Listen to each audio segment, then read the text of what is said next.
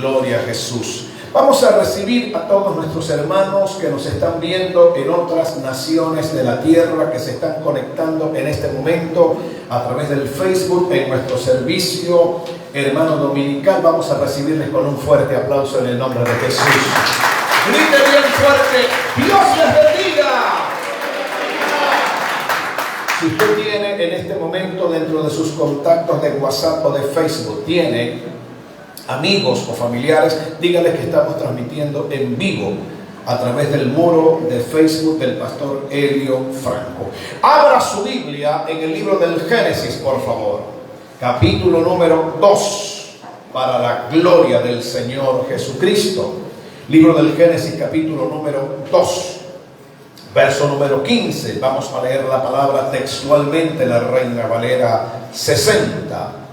Dice la Escritura en el nombre de Jesús al pie de la letra: tomó pues Jehová Dios al hombre y lo puso en el huerto de Edén para que lo labrara y lo guardase. Por favor, levante su mano derecha y diga en voz alta: la Biblia dice: tomó pues Jehová Dios al hombre y lo puso en el huerto de Edén. Diga conmigo: primero, para que lo labrara, y segundo, para que lo guardase. Mira a su vecino y dígale: el hombre fue colocado en el huerto de Edén. El hombre fue creado por Dios. Diga conmigo: con dos propósitos. Diga: número uno, guardar el jardín del Edén, y número dos, labrar. Vamos a continuar con la tercera hora de nuestra enseñanza. Lo que Dios te ha dado, cuídalo y mejóralo. Lo que Dios te ha dado, cuídalo y mejóralo. Estamos trabajando sobre la base de dos verbos que aparecen en Génesis capítulo 2, versículo número 15. Y lo puso en el huerto de Edén para que lo labrara y lo guardase. ¿Qué significa en el idioma hebreo? ¿Qué significa a la luz de las Escrituras el verbo labrar y guardar? Levante su mano y diga conmigo: labrar y guardar.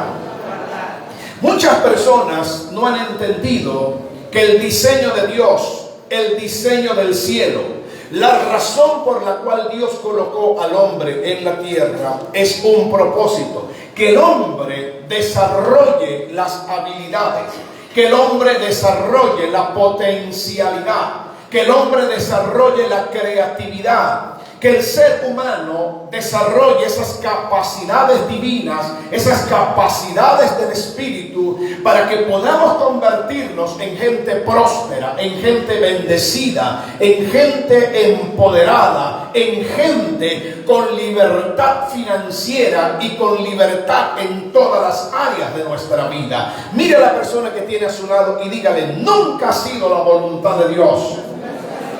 Dígale que el hombre sea esclavo de un empleo, de un trabajo. Le voy a probar a la luz de la palabra de Dios que desde que el hombre fue creado con grandes habilidades que lamentable y tristemente nunca desarrollamos. Alguien dijo en una oportunidad que el desperdicio más grande que existe en el mundo, ¿sabe dónde está? Gracias, en el cementerio. ¿Y por qué me está diciendo eso? En el cementerio hay gente que se ha muerto con el cerebro totalmente nuevo y nunca lo usaron para nada provechoso. Mire a alguien y dígale cómo te está hablando Dios. Qué pena y qué tristeza que los seres humanos vivimos soñando, pero nunca hacemos realidad lo que soñamos. Qué pena ver a una iglesia que tiene un Dios grande, tiene un Dios poderoso, tiene un Dios proveedor, tiene un Dios suplidor, con una iglesia empobrecida, con una iglesia arruinada, con una iglesia endeudada, con una iglesia que vive de miserias y con una iglesia que vive de las migajas que caen de la mesa. Esta palabra te va a confrontar, esta palabra te va a sacar de tu zona de confort. Esta palabra te va a estremecer, pero esta palabra te va a hacer entender que en ti Dios ha puesto lo que tú necesitas para ser una persona próspera y bendecida. ¿Se atreve a aplaudir por eso en el nombre de Jesús? Levante su mano y diga conmigo: nunca ha sido la voluntad de Dios que el ser humano viva en pobreza, en ruina y menos en ociosidad. Note que cuando Dios coloca al hombre en el Edén, lo rodea de todo lo que el hombre necesitaba. Voy a hablar en términos empresariales. Dios colocó al hombre en un lugar donde estaba toda la materia prima que él necesitaba para vivir en bendición. El trabajo del hombre era convertir la materia prima en materia elaborada. El trabajo del hombre era dedicarse a explotar los recursos que Dios le había entregado. El trabajo del hombre era fomentar la producción, la creatividad, industrializar todo lo que Dios le había entregado, porque Dios nunca creó al hombre para que muera de hambre. Dios nunca creó naciones del tercer mundo. Dios nunca creó naciones explotadas. Dios nunca creó países pobres. Es más, le pido que por favor vaya a su casa y busque por Google que los países más pobres del mundo, en esos países hay riqueza, en esos países hay oro, en esos países hay diamantes, en esos países hay ganado, en esos países hay madera. El problema de la pobreza no tiene que ver con la tierra. El problema de la pobreza tiene que ver con la mentalidad de la gente. Mira a alguien y dígale: ¡wow! Repítelo. Eso. La pobreza no tiene que ver con la escasez de recursos. La pobreza tiene que ver con un estado mental.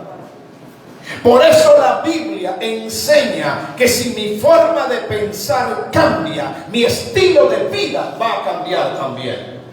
Pero dígame una cosa, pastor, ¿estoy en una iglesia o en una conferencia para empresarios? No, usted está en el reino de Dios y Dios quiere sacarte del lugar donde estás y llevarte a su diseño original. Si vas a aplaudir, aplaude fuerte en el nombre de Jesús. Dios crea a un hombre, sígame con muchísima atención porque todo va a quedar grabado, nada va a ser alterado. Dios crea a un hombre no para que viva en ociosidad. Dios no crea a un hombre para que Dios le dé todo. Dios no crea a un hombre para que el gobierno le dé todo al pueblo. Dios no crea a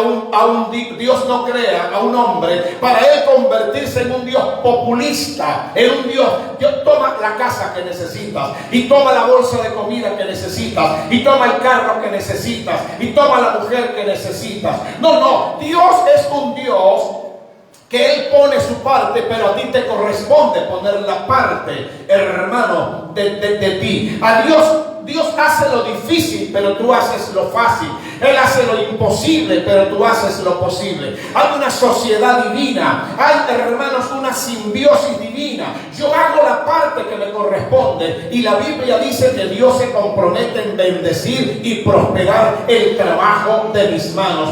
Todos los que hoy están aquí, y todos los que me están mirando por televisión, y todos los que me están mirando por Facebook, por las redes sociales, todos sabemos hacer algo. Todos somos buenos en algo, pero nos hemos conformado y acostumbrado a un sueldo de 15 y último.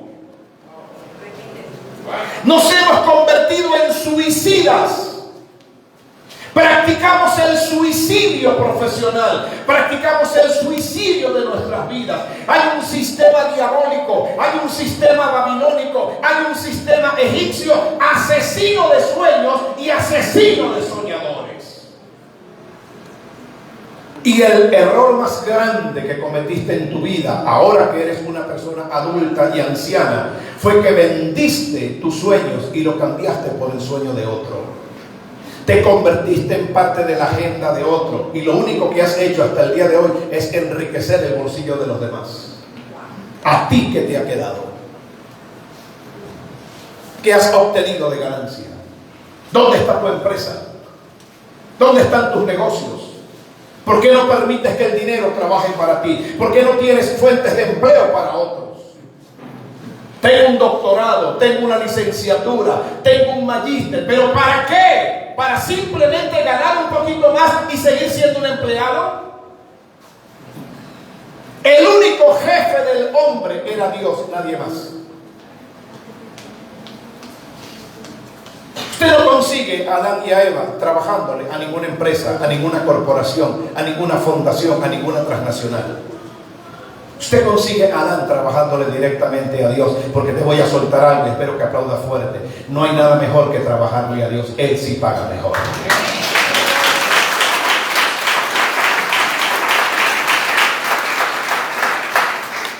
Adán no era un hombre acostumbrado a los bonos.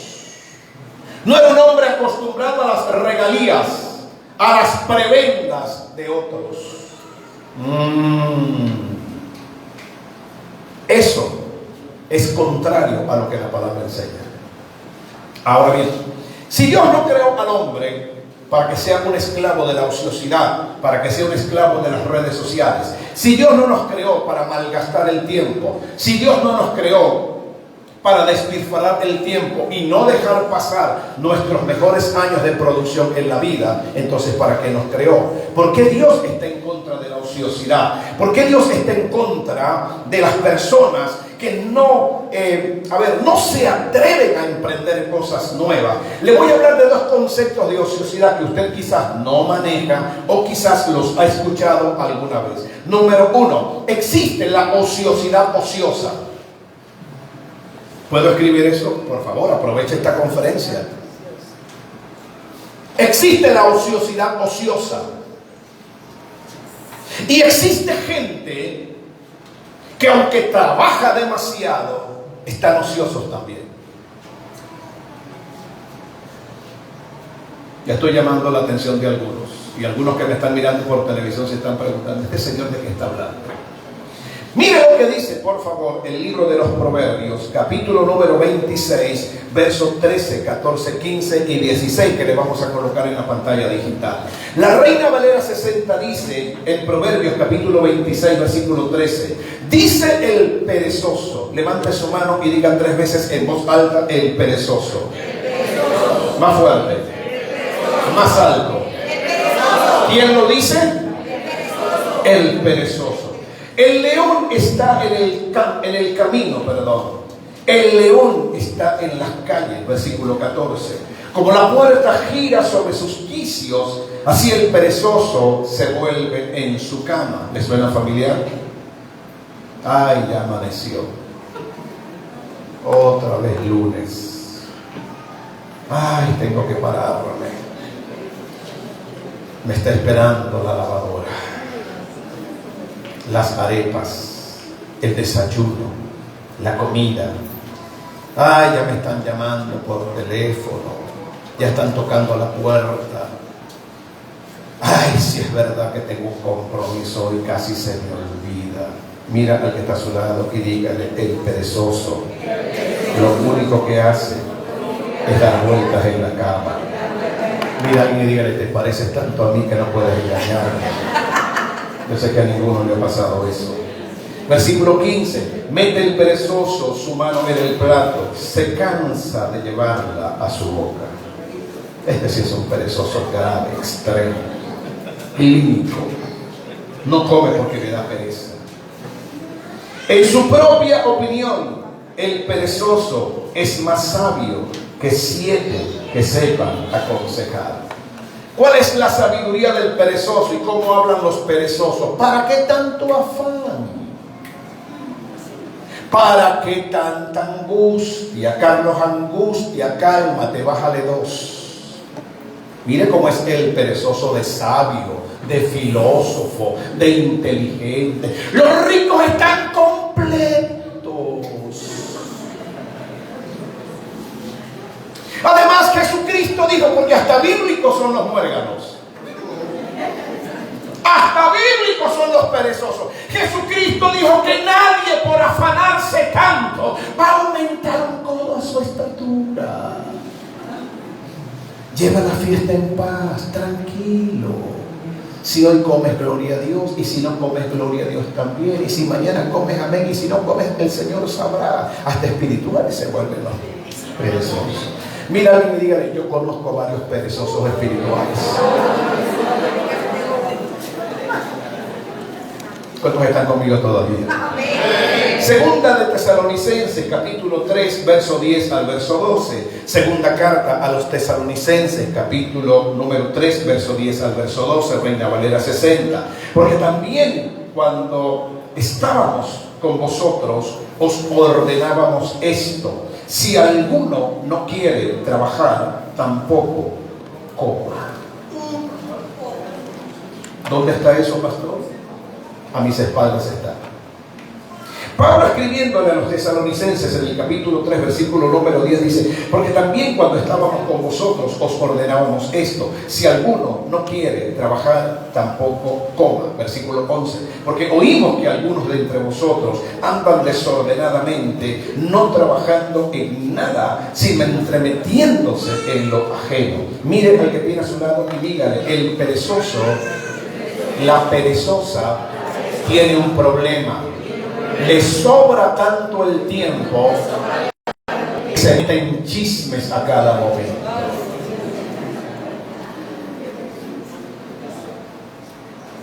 Mira a alguien y dígale: me parece que tienes cara de chismosa o chismoso. Cuando una mente está ociosa, cuando una mente es improductiva, ¿sabes a qué se dedica el perezoso? A hablar más de la cuenta, porque le sobra el tiempo. A averiguar la vida de los demás, porque le sobra el tiempo. ¿Sabes a qué se dedica el perezoso?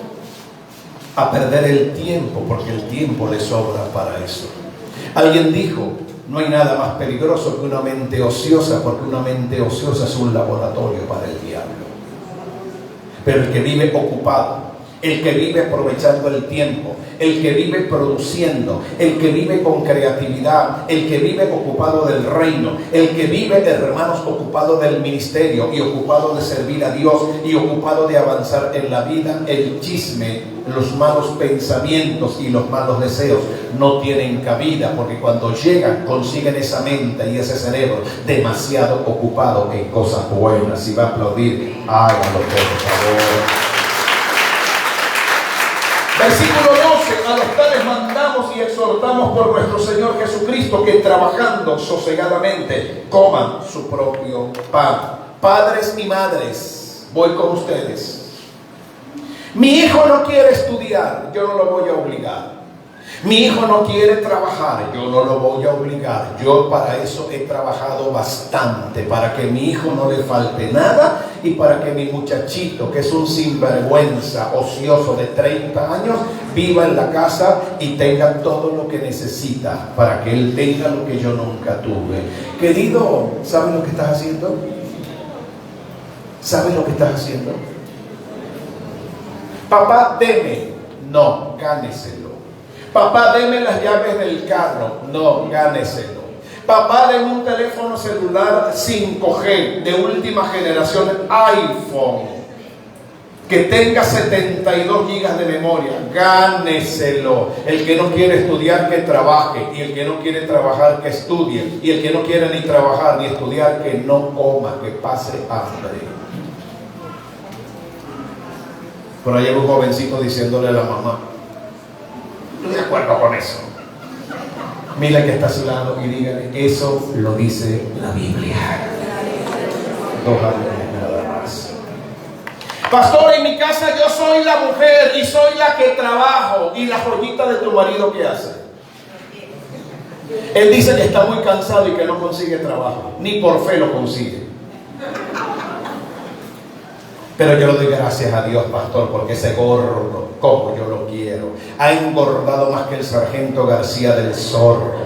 Pero gloria a Dios, al menos lo tengo en la casa. No importa, yo trabajo para él. Querida, ¿sabes lo que estás haciendo?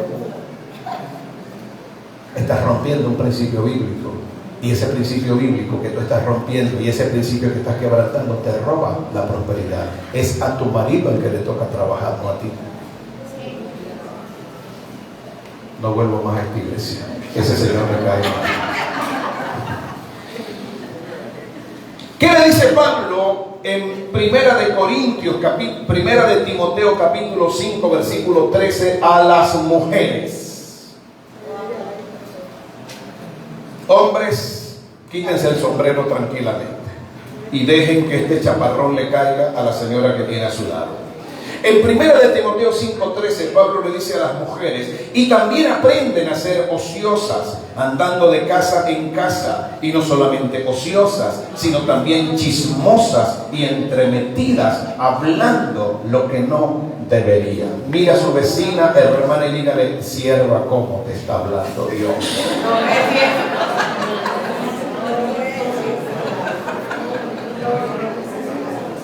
Una mujer ociosa de algo se tiene que ocupar, algún ministerio tiene que desarrollar, en algo tiene que quemar las neuronas, bien sea con agua oxigenada, cambiándose el tinte del cabello, hermano, haciéndose las uñas, pero en algo tiene que perder el tiempo.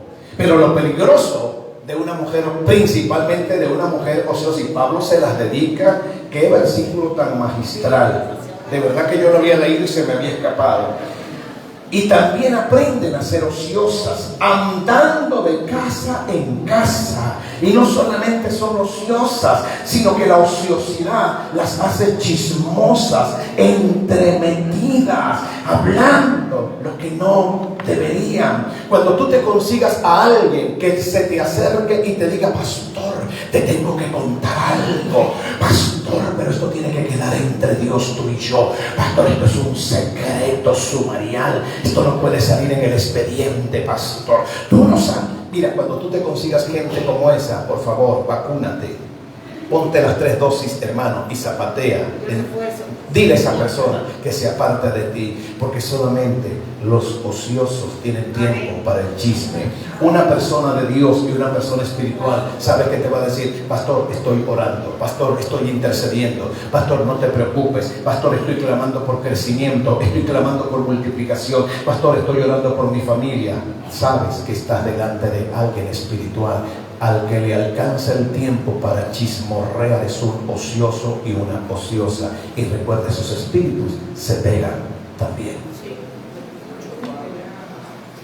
Respire profundo y dígale a alguien: Padre eterno.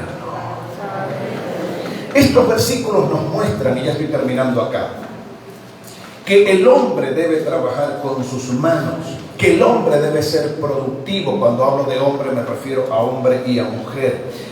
Trabajar, laborar, producir, invertir la vida en un proyecto sostenible con el tiempo y el espacio es un mandato divino. Dios nunca le dijo al hombre: acuéstate en una hamaca, acuéstate en un catre, échate a dormir y prende el aire acondicionado y cambia los televisores con el control manual, y yo te voy a dar todo lo que a ti te hace falta. Te voy a traer maletas de dinero, te voy a traer un Rolls Royce, te voy a traer un Lamborghini, te voy a traer un anillo de diamante, te voy a dar una mansión. Hay hermanos en las iglesias que creen en esa prosperidad ficticia, imaginaria, de Alicia en el País de las Maravillas. Eso no funciona así. Eso no es bíblico. La única prosperidad que yo conozco en la Biblia es la prosperidad del trabajo honesto, el trabajo correcto, el trabajo justo, la inversión, el emprendimiento y caminando bajo el temor de Dios. Y va a aplaudir, hágalo fuerte.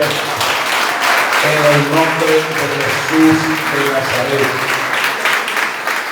Miren al que tiene a su lado y dígale: Jesucristo nos dio un gran ejemplo. Quiero que por favor vaya conmigo al Evangelio de Juan, capítulo número 5 y versículo número 17.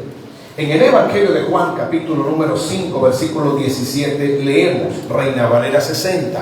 Jesús les respondió: mi Padre hasta ahora trabaja y yo trabajo. Levante su mano derecha, predique conmigo y diga en voz alta: Jesucristo dijo, diga más fuerte, Jesucristo dijo, mi Padre hasta ahora trabaja y yo trabajo.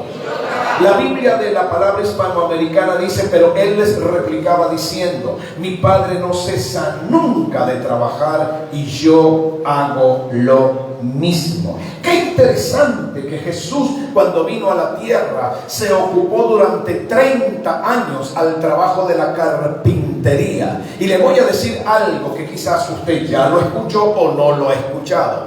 La palabra carpintero que aparece en los evangelios es el equivalente del griego al español de la palabra arquitecto.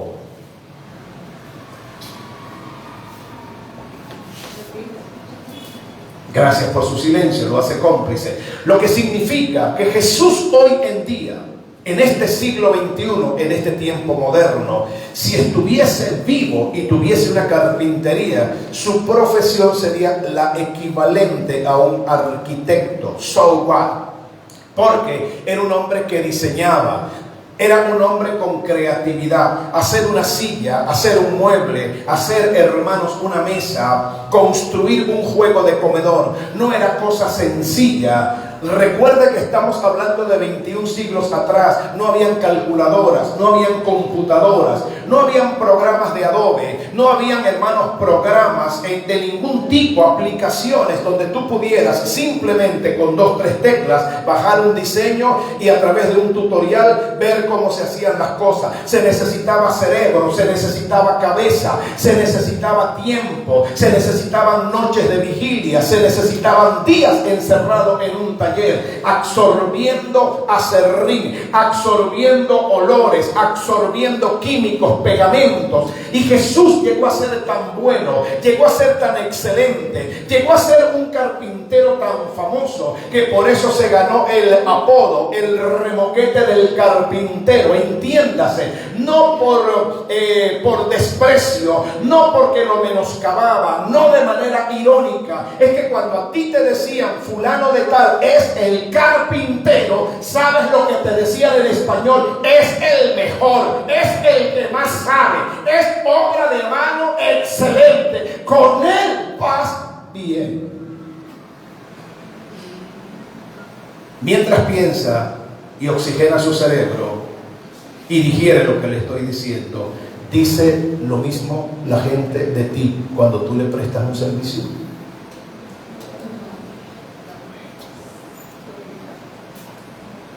Te recomiendo a fulano, te recomiendo a fulana. Con esa persona, con esa mujer, es cristiana, pero te hace cosas. Tú le pides una cosa y te hace más de lo que tú le pides. Le pides que te haga un vestido y te lo hace con una costura, con una tela, te lo hace con un gusto, y todo lo que sobra te lo regresa. Y lo que no, si la tela no, mira, esta tela no te la recomiendo por esto, por esto, por esto. Es decir, Jesús entendió que la carta de presentación que tú tienes no es lo que tú hablas, es lo que tú vives.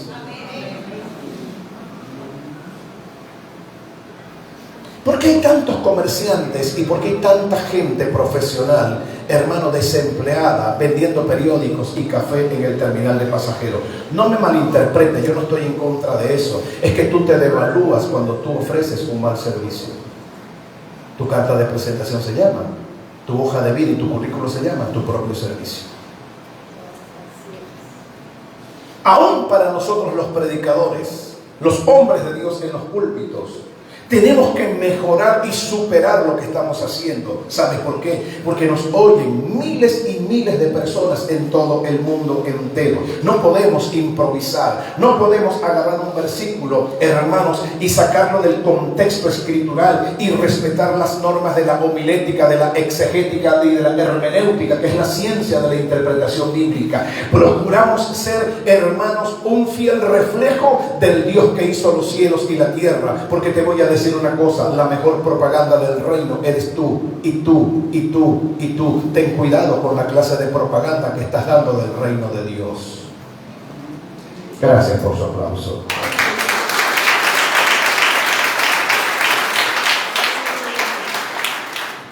Termino con esto. Usted me dijo que hay 2 conceptos de ociosidad: la ociosidad ociosa, y me habló de gente que, aunque está trabajando, vive en ociosidad. Yo quiero que por favor me ilustre eso y me lo respalde y me lo sustente a la luz de la palabra de Dios. Una de las cosas por las cuales Sodoma y Gomorra fue destruida fue por la ociosidad. Lo que significa que la ociosidad se puede convertir en una cultura y en un estilo de vida que puede llevar a un país rico, poderoso y productivo, lo puede llevar a la quiebra y a la pobreza. Me puede mostrar eso a la luz de la palabra. En el libro del profeta Ezequiel, en el capítulo número 16, se lo colocamos allí en pantalla a mi espalda. Capítulo 16 del libro del profeta Ezequiel, versículo número 49. Quiero que le preste suma atención a este versículo. Dice Ezequiel 16:49. He aquí que esta fue la maldad de Sodoma, tu hermana. Préstele mucha atención, porque siempre, ahí está en la pantalla, allí pueden ver el versículo, pueden ver la cita bíblica. Traten de no molestarse unos con otros, por favor. Solo mira la pantalla, allí tiene toda la información. Hasta ahora, lo que siempre hemos oído es que la razón por la cual Dios destruyó a Sodoma y a Gomorra fue por el pecado de sodomía o por el pecado de homosexualismo. Yo voy a ir más allá y esta información lo va a sorprender. No fue solo por el pecado de inmoralidad sexual. Yo le voy a mostrar 4 pecados que llevaron a una zona, a una ciudad rica, poderosa y próspera a la destrucción. Y de aquí vamos a tener que sacar una gran lección. Vamos a ver qué dice Ezequiel 16:49. He aquí, esta, diga conmigo, esta. ¿Qué significa esta? Le ayudo un poquito en el español. No dice estos en plural. Tampoco dice estas. Dice esta. Esta es la maldad de Sodoma, tu hermana. 1, soberbia. 2, saciedad de pan. 3, abundancia de ociosidad. Pero yo siempre he oído el tema de que Sodoma, sodomía, homosexualismo, lesbianismo, inmoralidad sexual. Sí, hasta ahí se lo contaron, pero no le contaron el resto. Yo se lo tengo que contar como predicador. No solamente eran ciudades inmorales. Dentro de sus habitantes o dentro de la ciudad, sus habitantes establecieron como cultura, como norma y como estilo de vida una palabrita que me gusta el calificativo que tiene. No se habla de ociosidad. ¿De qué se habla? Léalo bien. Quizás usted descubra lo que yo descubrí. Abundancia de ociosidad. Hay un calificativo que excede, que lleva a la ociosidad a otro nivel. Era una ciudad cuyos habitantes eran soberbios. Estoy haciendo un recuento de la lista. Número 2, eran ciudades donde sus habitantes estaban, no sé qué significa. La expresión saciedad de pan significa había demasiada abundancia para botar, despilfarrar, derrochar. A nadie le costaba nada las cosas. Cuando los gobiernos tratan de ponerle a la gente en las manos las cosas fáciles, no tienen la más mínima idea del daño que le están haciendo a esa sociedad, a esa ciudad y a ese país. Obvio, nuestros gobernantes no leen la Biblia y jamás van a entender lo que yo estoy predicando. Pero aparte de eso, dice la Biblia que la destrucción de Sodoma, Gomorra y otras ciudades vecinas que estaban en sus alrededores, en sus comarcas o límites geográficos, se debió a la abundancia de ociosidad. Miren al que tiene a su lado y díganle: ociosidad es un pecado. Abundancia de ociosidad es un pecado mayor. Así que aquí surge una pregunta que todos tenemos que responder en el nombre del Señor. ¿Y cuál es la pregunta, pastor? Esta es la pregunta. ¿En qué estamos invirtiendo nuestro tiempo diariamente? Gracias le doy al Señor. Hoy no hay trabajo. Me voy a quedar en mi casa. ¿De verdad hay que darle gracias a Dios por eso? ¿Se da cuenta que este mensaje usted no lo había escuchado? ¿Se da cuenta de lo necesario de esta palabra? El día que no estemos produciendo, el día que no estemos avanzando, el día que no estemos generando recursos, usted debería sentirse apesadumbrado, triste y afligido, porque el día que tú no produces es un día que a tu casa no llega ningún recurso. ¿Qué estará predicando este Señor? Dios mío, bendito sea el nombre de Jesús. Israel fracasó y dejó de ser un pueblo conquistador el día que decidió convertirse en un pueblo ocioso. ¿Me puede probar eso? Se lo puedo probar y termino con esto. Primera carta a los Corintios, capítulo número 10 y versículo número 7. ¿Están aquí conmigo todavía? Amén. ¿Están recibiendo esta palabra? Amén. En Primera de Corintios, en el capítulo 10 y en el versículo número 7, leemos: ni seáis idólatras. Préstele mucha atención a estos textos. Ni seáis idólatras como alguno de ellos, según está escrito. 1. Se sentó el pueblo a comer y a beber. Y 2. Y se levantó a jugar. Mira que está a su lado y dígale: cuando la gente se levanta a jugar, mire a alguien y dígale: cuando a ti te alcanza el tiempo para jugar, descargar jueguitos en el teléfono, revisar los chismes de las redes sociales, saber lo que le pasa a Shakira, saber que Will Smith le dio una cachetada a Chris Rock. Dígale: cuando a ti te alcanza el tiempo para ver novelas, dígale: eres un ocioso. A ver, pero dígame algo, pastor. Usted me está poniendo un mensaje, la vida demasiado difícil, demasiado radical. Es que tú no entiendes, querido. Si por ganar dinero me pagara por ver las redes sociales, yo viviría 24 horas al día con mi teléfono viendo redes sociales. Nadie me paga nada. Con eso no compro un kilo de carne, con eso no compro un kilo de harina, con eso no cambio el aceite del carro, con eso yo no coloco combustible en mi automóvil. Hello. ¿Por qué Israel dejó de ser un pueblo conquistador? ¿Por qué Israel no tomó la tierra prometida? ¿Por qué Israel, hermano, salió tan bien y terminó tan mal? Aquí está, porque se volvió un pueblo ocioso. Finalmente, prepárese para lo que viene ahora. Vamos a entrar en turbulencia. Pastor, pero si yo trabajo sin descanso, porque usted me dice que soy un ocioso, porque existe otro tipo de ociosidad. Israel pasó 400 años trabajando al faraón de Egipto. Allá atrás, préstenme mucha atención a esto, por favor. Israel pasó 400 años trabajándole al faraón de Egipto. Préstenle mucha atención a lo que le voy a soltar por revelación divina. 10 generaciones de 40 años cada una. 10 por 40, 400. Durante 10 generaciones, Israel se mantuvo trabajando para el faraón. Sin descanso, sin vacaciones, sin aumento de sueldo. El faraón era el encargado de recompensar a Israel. Usted me dirá a mí: ¿trabajaron demasiado? Para el faraón, sí. Para efectos de Dios, fueron ociosos. No lo haga. Eso sí es verdad que no lo entendí o no lo quiero entender. Hay personas que se les va toda la vida trabajando en lo material para efectos de Dios. Nunca han hecho nada significativo. Son ociosos.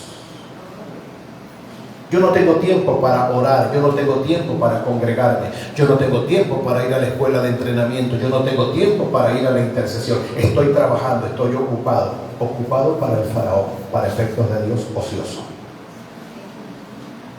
Mira a su vecino y dígale: ahora sí lo entendí.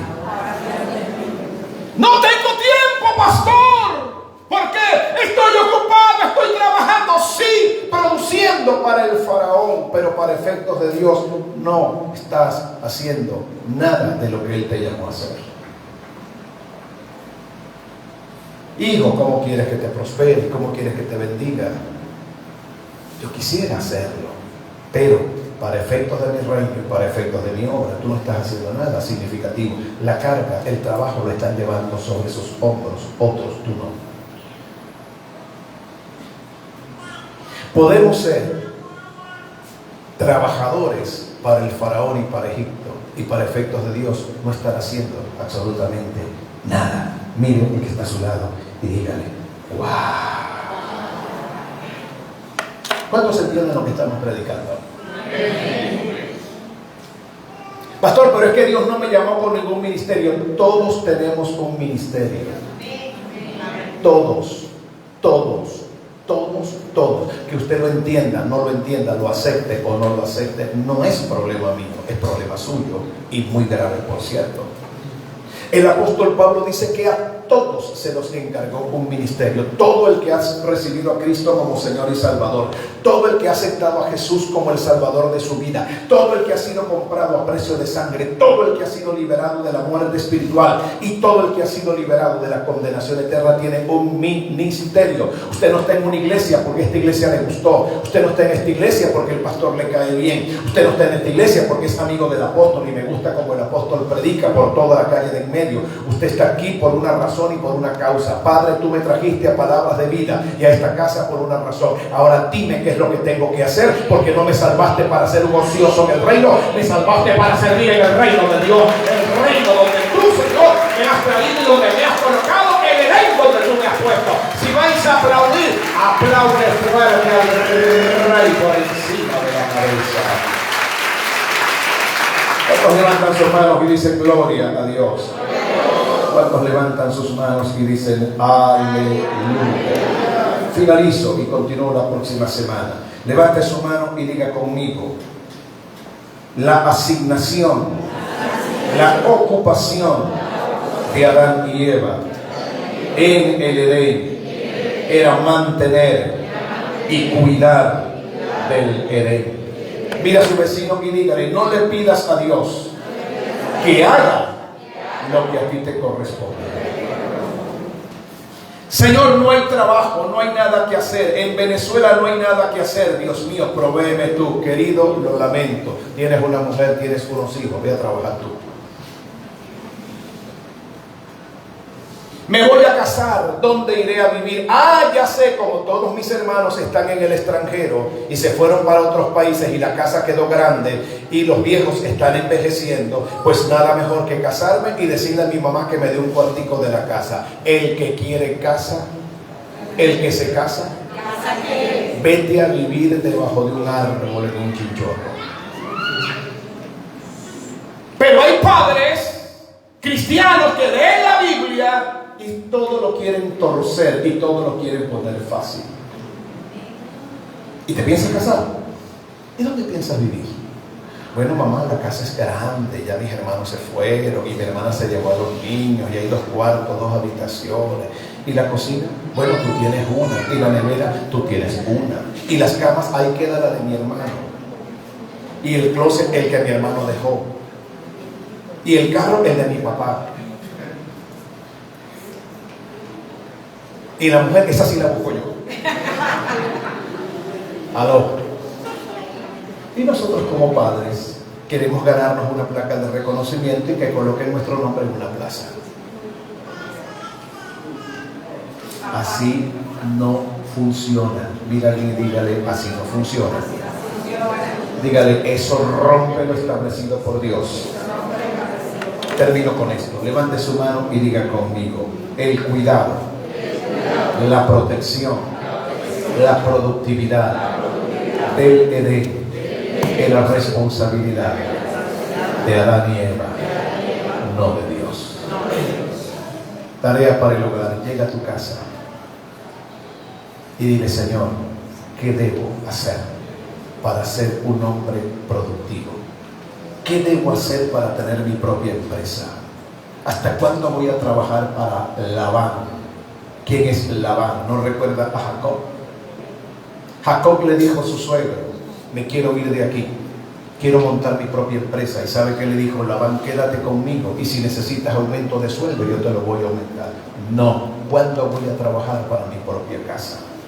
Tienes un arte, tienes un oficio, tienes un título universitario, sabes de repostería, tienes una máquina de coser, tienes una máquina de soldar, conoces diseño gráfico, tienes una computadora, tienes un teléfono celular. ¿Qué estás esperando para ponerte a producir? ¿Qué estás esperando para ser tu propio jefe? ¿Qué estás esperando para poner a producir el huerto de tu Edén?